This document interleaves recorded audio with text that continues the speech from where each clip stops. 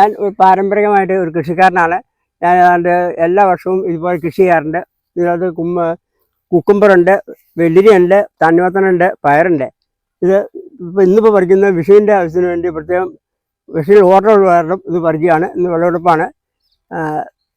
ഞാൻ ജൈവ രീതിയിൽ കൃഷി ചെയ്ത ഒരു കൃഷിയാണിത്. ഇതിൽ രാസവളം ഉപയോഗിച്ചിട്ടില്ല.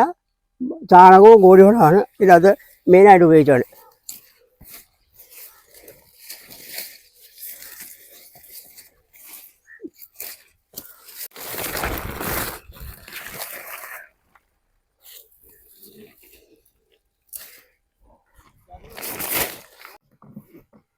കൂട്ടിയിട്ടാ പോലെ